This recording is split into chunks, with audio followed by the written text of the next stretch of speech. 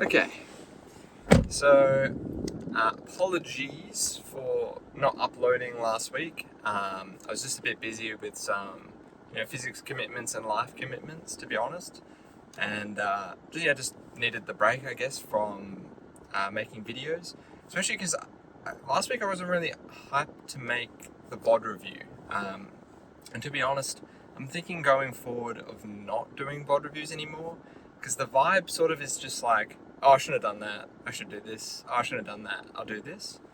So to sort of fit something I'm interested in, I'm thinking instead of maybe just doing teaching, so I'll just teach maybe a certain concept I'm thinking about, or just a general concept, and that will allow me to learn by just teaching instead. Let me know what you think about that. Otherwise, look forward to car talks to the power of 4. That's what Quartic means. Because I'm doing like Quartic order nonlinear electrodynamics for my PhD in physics. And I just thought it'd be funny to do like Quartic order car talks. So look forward to that. So yeah. Who's ready for a gardening talk? That's right. We're going off the rails with this car talk. Not that any of the car talks I do are Smash Bros related. I mean, they are, in a weird, obscure way. I like making big connections in my mind. But my father gave me a pruning couple tips on Saturday. A couple of pruning tips. And what can I say? Now I'm a gardener. Gardener in Smash Bros. Now, I hear you saying, Joe, Josh, and Joshua, why do you never just talk about Smash Bros? Well, that's just how my brain works. Sort of pick up new things during my week and sort of try relate them to Smash Bros. So, without further ado, let's get into a little bit of gardening. So, let's just go through the tips my dad gave for pruning. If you want some free pruning advice, I have to pay my dad for all the money and revenue I get from this pruning advice he gave me. But anyway, so first bit of advice: once you cut off a branch, you can never put it back on. Second bit of advice: always aim just above where the new branches are shooting out. They're called eyes, so just go a little bit above that. Third bit of advice: try keep in mind the overall shape of the branches. Fourth bit of advice: get ready for some thorns. Get ready to get hurt. And those are my 4 tips. Well, my dad's tips for pruning. And yeah, I never really done it before. I was sort of a bum. I never went out and gardened with my family. Obviously, we gardened in the past, I learned a lot from them. But I never did the pruning because I was a bit scared of the thorns. But anyway, where was I going with this? So how this applies to Smash Bros is, as I was playing Jake, my roommate, my sparring partner, the other day, I realised as I'm playing Smash, I'm sort of pruning possibilities of where I could go. That's what movement is. It's sort of like being in the moment, assessing like the maybes, not having your paths fixed all the time, not just being fixed on the opponent either. Not just a straight line or a straight line straight towards them. So I've just stayed in the moment, explored the possibilities, and I'd be like, oh, no, don't want to do this one, prune it back. Let's just see what else grows instead. Let's see what else blooms. Because when you're pruning, you shouldn't just aim for just the outside edges or avoiding all the flowers. No, you got to cut back to let the tree breathe a bit, let it grow out. A bad pruning, for example, is just trimming all the edges, which means it's as the tree spreads out, all the branches will intersect, utter chaos. So you see some crossroad, like maybe 3 crossroads that are coming out, boom, cut off all 3. Just play by feel, sort of just go with your gut, go with your instincts, and yeah, just fucking cut that shit. If you made a mistake, you made a mistake, whatever. It's good that you just listen to yourself, good you just go for whatever feels right. Where was I going? Yeah, and it's good to keep in mind like the overall feel of the game. Like for example, I was like trying to edge guard Jake as I didn't just run off straight away. That's what I was gullible at doing. I actually dashed to the edge of the stage, made him expend his double jump because he thought I was going to go off. And then now that he doesn't have his double jump, the possible branches he has diminished. So there's less possibilities for him. I've pruned some of his possibilities, which allows me to sort of assess what might happen a bit more accurately. So now I timed the jump off. I'm seeing how he reacts. Got the back air. As I dipped down, came back up. So that's an example of sort of gardening in terms of Smash. And what can I say? If you're going to stick around in this channel, you're going to see a lot of links between life and Smash Bros. Not just that Smash Bros is an instrument. That's a classic one, which is still true in my mind. But I just like making all these different cross sections of like subjects of humanity and Smash Bros. Because I mean, it's sort of it shouldn't just be that Smash is independent of all that. It's a part of living. Oh my god. So I like making all these links between what I see in my day to day and like how I'm playing, and I found a lot of success with that. As you might recall, I let's just see, someone's parked here. I was relating physics. I was relating physics to Smash Bros, seeing a lot of success with that. Because that's something I'd studied for longer than Smash Bros, so making that link in my mind allowed me to sort of see things from a new angle I hadn't seen before and relate it to something I already understood. So, broken strategy, if you ask me. If you have any like interesting relationships between Smash Bros and other things in life, I'd be down to hear it as well. I think lots of subjects of humanity can apply to Smash Bros. That's why it's cool. Yep, enough dilly-dallying, enough talking about gardening. Let's go snip this bracket, see what happens. Another college dropout complete, number 55 today. Pretty cool, I actually, as a follow-up to what I was talking about last car talk, me and Jafar had a conversation. He's the head TO of College Dropout, heard my concerns, kudos to him. We sort of just brainstormed a few things, and since I had an Elgato already for like recording the training montages, recording things like that, I just thought, okay, why don't I just bring the Elgato? We can get like a second VOD setup going. So I had that on my mind today. Try to organize that, and yeah, it was pretty cool. There was one issue with it though, which is I was using my uni laptop, and needed admin privileges to install OBS. So I had to use some like makeshift online website that lets you just stream directly on the browser. So a bit shoddy, jerry rigged it all together, got it going. Then I was ready for bracket. Turns out I forgot to sign up for bracket. In all the hassle and all the fuss, didn't sign up to bracket. Got him. That's what I get for being the VOD guy, VOD tax. But regardless, I lucked out a bit because someone DQ'd Hex, so I still managed to play my games, but yeah, honestly, it didn't have very much warm-up and whatever at that point. Still gave my best go. First of all, I versed Corey, so pretty good player. Thought I was playing good against them actually. Like my patience was good. Hit like a waft confirm, air 1-2 up air waft against them, and then just barely lost game 1. They had, I think it was like last stock, but not like last stock last hit. And then game 2, I was playing pretty good, but I SD'd 3 times. Same upbeat as not reaching the ledge. Pretty comical, I must say, because we had a conversation afterwards, me and Corey, and they were just like, yeah, dude, I thought you were playing really good, but you just SD'd 3 times. That's how it goes. Joe, Josh, and Joshua. That's Joe, Josh, and Joshua classic.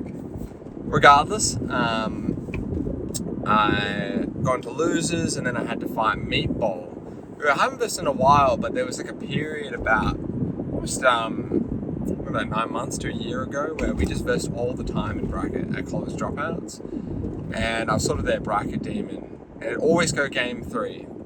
So that's sort of the initial conditions, I suppose, of this matchup, and they ended up winning. I lost 1-2, so pretty close set from them.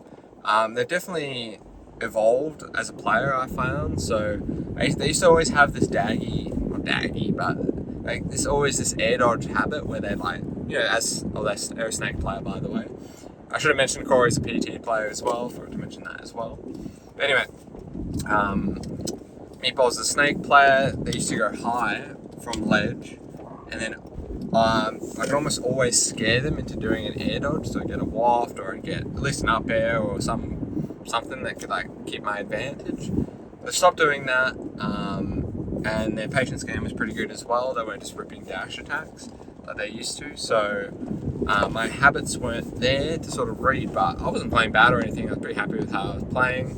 I got like a nair 1-2 up air waft to close out game 1.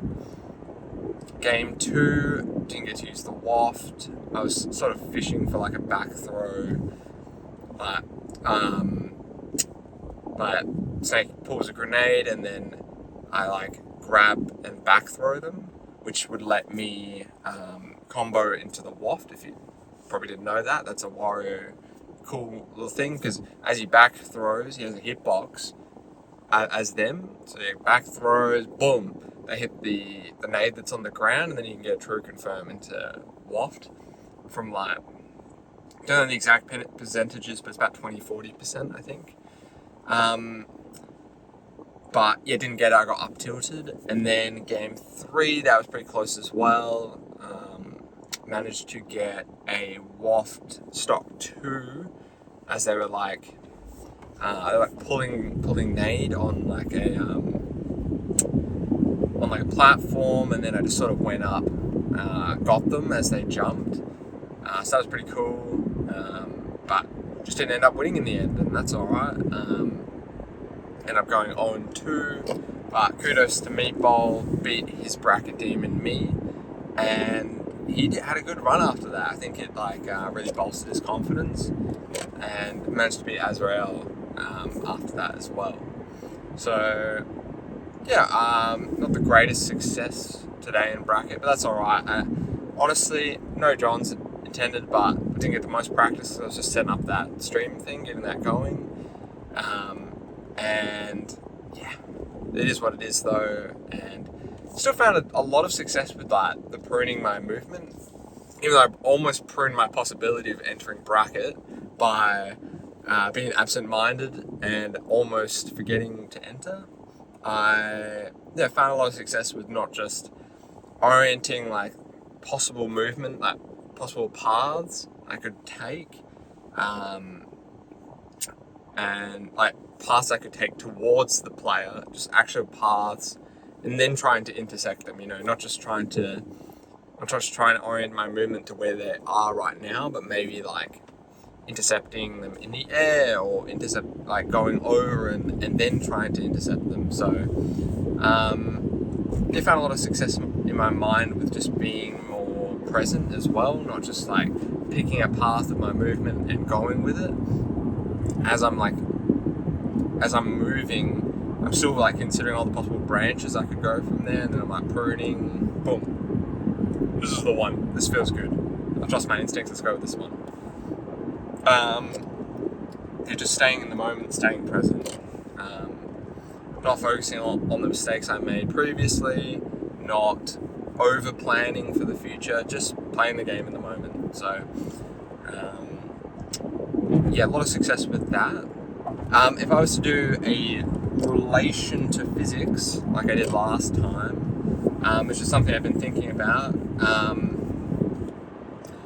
so you guys might not know about the path integral formulation of quantum field theory, and basically what the path integral does is you start at some conditions, and it's like all possible paths that a particle could take from 2 points in space-time. That's sort of the path integral.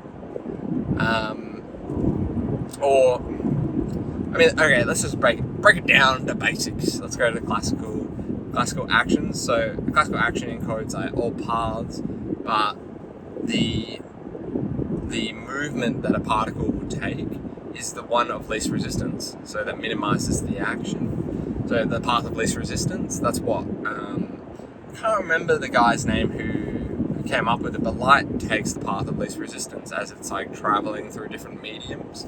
Like when it travels in air and then into water, it like changes angle. Anyway, where I was going with that is when I'm thinking about playing, I'm thinking about all the possible paths, but I'm like the one that I actually choose in the moment. It's not the path of least resistance. It's the path I think is most likely to lead to most success, or keeping my advantage, or getting a hit, getting a waft, or maybe just standing still and being safe as well. And not necessarily having to go in all the time. And the path I take could be the one that's least risky. So maybe I'm sort of like the, how should I phrase it? I guess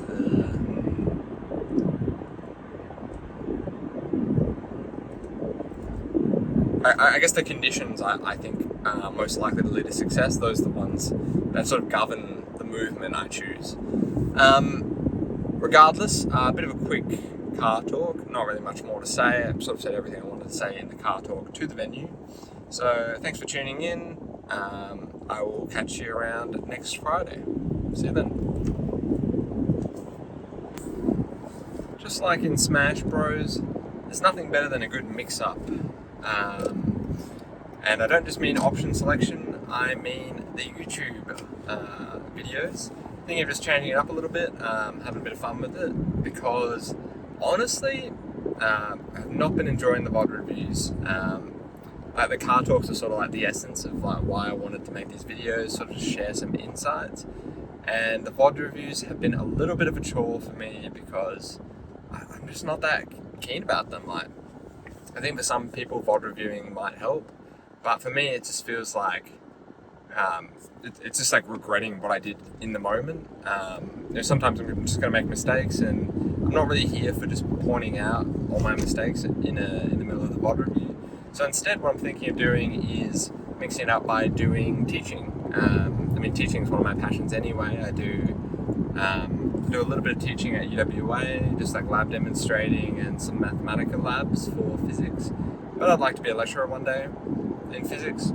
Who knows? Professor Pinelli on the job.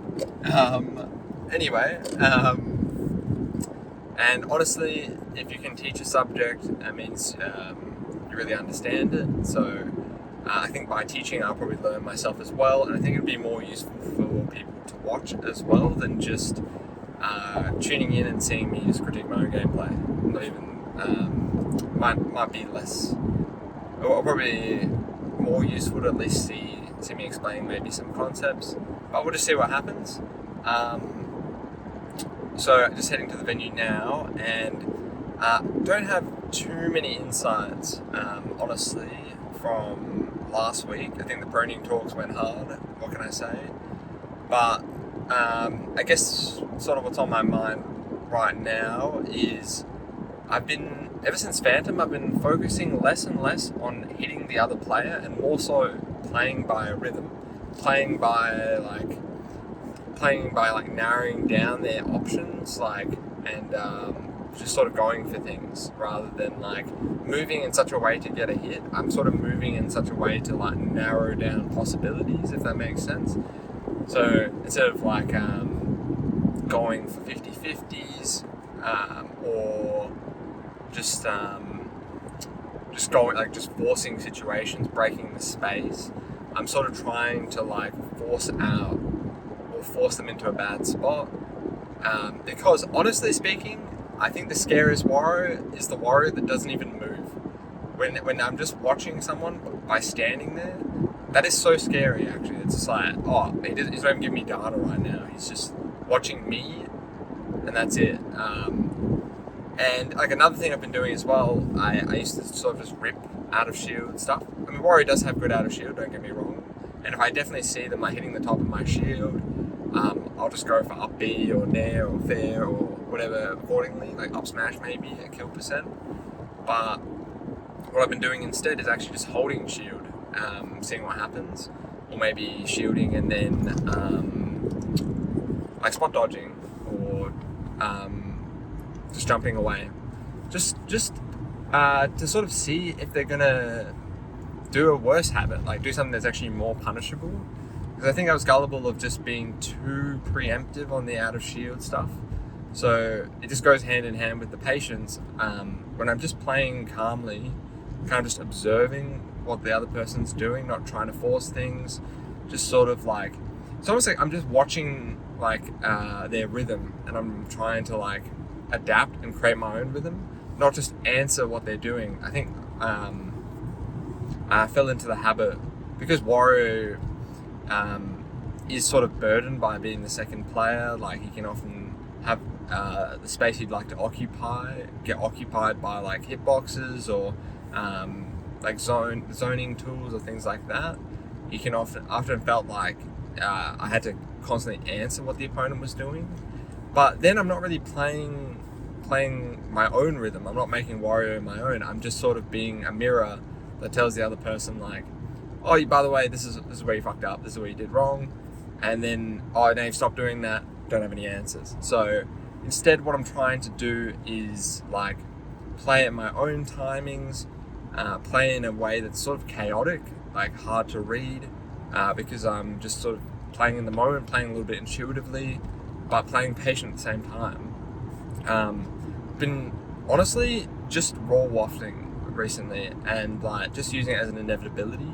So if I think someone's going to be attacking, I'll just wait, see the attack, boom, go, or just wait for them to make a mistake and then rip the waft, because it's so much scarier when you have a Wario that isn't willing to rip the waft, but still is willing to rip the waft, willing to rip the waft raw.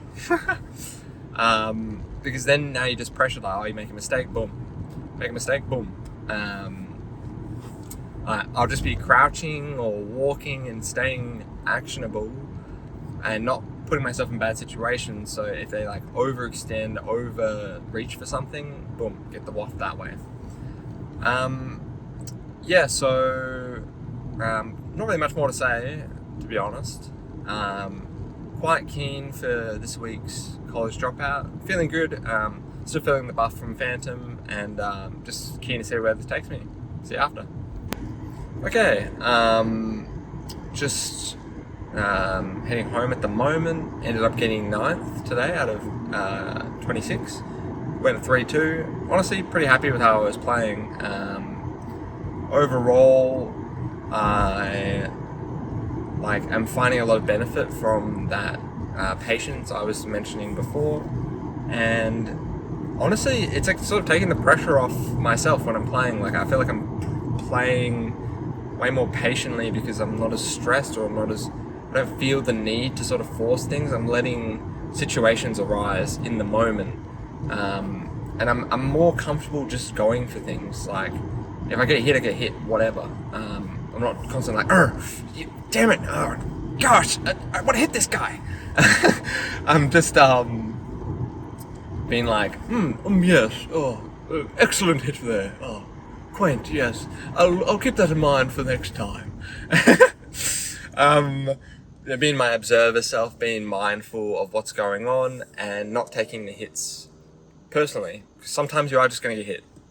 That's a fact of life, fact of Smash Bros. You know. In the last car talk when I gave pruning advice, sometimes you're just going to get the thorns. That's life. You can't control everything.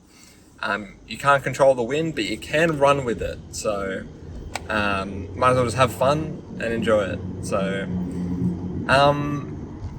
let's break down the games. My first opponent, oh gosh, I feel bad. I actually forgot his name. I think it was Momcon. I'm so sorry. It was a new player. Pretty cool. He was playing Ike. Bit of a back and forth. I was surprised for a new player. I always take it seriously when I'm versing a new player. I don't goof around in bracket. Like, I'm always like, okay, this is a guy who's been playing for like 2.5, 3 years. Like, I bring my all because, like, I don't really like when people pity new players, or when they like just goof around and like make them like not disrespect them. I suppose I just play seriously. I just play like a gentleman. What can I say? So yeah, new player, played Ike, and yeah, he was pretty cool. Had a couple conversations with him. He was talking to Seb at the end as well. Seemed to play tennis as well. So Seb's already a big fan of that guy. So I'll let you know how Seb's tennis journey goes with that guy. So after I versed him, I won 2-0. I versed Eva on stream actually. Ness, a Ness player. I think they got 5th or 6th on the PR, 7th. I can't remember the PR from last season, but yeah, really good player. And if you want a broken strategy to verse Eva, they always do paper like this to start for RPS. What can I say? Helping out the community one RPS at a time. But no, they were good fun, always a good sport, really nice person, and they do a lot of cool art as well, Eva's art. Yeah, actually, their art is my Wario sticker that I use on my protein shaker, my water bottle. Anyway, they were playing a lot better than me, but I'm really happy with like how I'm holding my own nowadays. They've got this really good strategy versus Wario where they use the up B to sort of mess with my low recoveries, which is really annoying, but what am I going to do? Maybe I can maybe I have to hit the lightning or eat it or something like that, but how it like knocks me off the bike is like criminal. Like I just lose the jump capability off the bike if it just hits me in such a way. Maybe I can like angle it up and not have to worry about it, but I swear it just persists and then hits me again. So don't really have any answers for that, but regardless, really well played from her. I think she went to grand finals, can't remember, or semis. Not grand, sorry, I meant winners finals or semis. Not too sure. I actually ended up leaving early today, but anyway, kudos to her. After Eva, I versed El Pablino, I think is his name. I've seen this guy around a few times, like for like probably a couple months. Been a new player that sort of like stuck with the scene, which is always cool in my books. But yeah, he was a really chill guy. He's doing like exercise science at uni, and I was like, yeah, dude, I hit up the gym. I like told him I watched Sam Sulek. I've got the muscle ladder from Jeff Nippert in my physics office, and we just hit it off. Had fun. I told him I was doing physics as well. But anyway, he was playing math, and yeah, that guy actually moves really well for someone who's like, I don't know his total experience, but I think it's about 2-3 months in the actual events themselves. But yeah, he was moving really smooth, really fluidly, really good at mixing it up. I just ended up like capitalizing on the fact he'd do like a couple of unsafe things on shield versus me, like rising aerials or side Bs or other things like that. And like when he was off stage, if I noticed that as soon as I went to go off stage, he'd like expend his double jump as a resource. So instead, what I'd do rather than just going off, I'd like be close to the edge, dash up to the edge. So I just flick the stick to dash, but I wouldn't go off the edge, and then I'd like let him expend double jump, and then that would really narrow down his possibilities. So I could like maybe F tilt from there, go off, get a back air or fair or something like that. Maybe get like an air dodge panic read from him. Let me just change lanes here. But yeah, after I versed El Pablino, I versed Millis. Millis is chic. They've only been playing it, I think, give or take about 1 or 2 months, but they've been around in the scene longer than I have, actually in the Queensland scene, before they came to Perth. They're like sort of renowned for their DD, but now they're sort of switching to Chic, which I think is a really good decision because like their Chic is banging and super tough. I like barely closed out game 3. Just in game 3, I was sort of it just ended up being that he was struggling to take my second stock. I was way off kill percent, taking it really slow, and I ended up getting a waft kill second stock when I was at high percent, and they were about like 60, 70. Like they were I just could tell they were going for an attack, like a nair or an up tilt or something like that. So I just played it really slow, and then just faster on top of him. Super armor wafted, and then because Chic struggles to kill, I was taking that stock really slow, building up a percent lead, and then they took my stock and started taking up a percent lead, so it got really close, and then just managed to close out. I think it was an F tilt, but yeah, ended up winning 2-1, and that brings me to top 8 qualifier versus Joe McXenoblade or Nathan, and yeah, Nathan's a good friend of mine. He was the guy I flew